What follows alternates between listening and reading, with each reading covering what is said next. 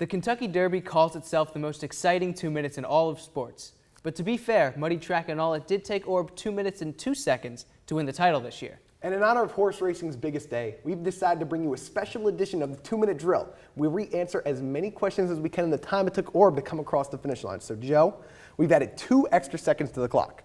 Are you ready? I'm ready. All right, we're in the gate. And we're off! Okay, what was the best horse name at the Derby this year? Got to go with Verrazano representing Brooklyn. It was a great story behind the name, too. Brooklyn's finest child, Joe DiRienzo. Are you kidding me? It's Malice Palace. Because it reminds me of Ron Artest. Even Meta loved that name. Now, Greg, if we got to choose our horse names, what would your name be? No doubt mine would be Gambling Problem. Because how much fun would it be to have degenerate gamblers go up and puns. Put everything on Gambling Problem. Yeah, the puns would be great. I got to go with Carlos Lee. Nickname is El Caballo in baseball. Nickname the horse after him. There you go. I like what you did there. Very nice. Okay, Joe, do the jockeys matter in these races? Absolutely, the jockeys matter. We saw Malice Palace got off to a hot start because the jockey didn't pace him right.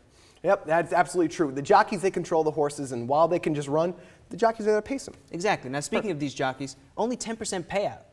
Do they deserve more? They absolutely deserve more. Absolutely. I'm shocked that Joe Rosario only got 10%. He gets more money for winning the Derby. You'd think they're on the course doing all the work. Yeah, exactly. Makes 0 sense. Okay, Rosie Naprovic, female jockey. Joe, can she become a star from this appearance? I think she can at least be in the spotlight for a little longer. 5th place at the Derby is impressive for a female jockey. Only 2 top 3 finishes ever at the Kentucky Derby for a female, so she's got something good going for her. I expect her to stay in the media limelight for a while because this is a great accomplishment. Absolutely. Now, outside of just horse racing, Rick Pitino, a national championship here, and he had a horse in the Kentucky Derby, Golden Sense. Greg, great stuff. If that won, where does that rank on his year? If it had won, it would have been national championship, it would have been Basketball Hall of Fame, it would have been everything else that he's literally done, and then that tattoo comes in last of what he's done this year. Okay, good. But I'm going moment, just in the moment, 2nd place. Because you think all those people watching that 2 minutes and you came out on top, Basketball Hall of Fame, the feeling of that one little moment, and that's it. You're done. All right, celebrities, they showed up and they wore weird things. What was the weirdest hat? Ridiculous. But Miranda Lambert's Gravity Doesn't Make Sense hat that was sideways was the weirdest of them all. Very, very strange. Well, I actually argue it was Ron Rivera's really, really gross purple and Carolina Panther blue hat that he wore. There's a whole lot of mess going on over there. Very, very weird.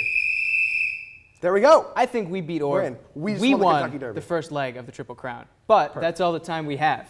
If you missed any from the show or you want to watch it again, check out our YouTube page at youtube.com/oneonOneSports. Also, be sure to like us on Facebook where we got a ton of great features from polls, behind-the-scenes content. Make sure you keep up with it.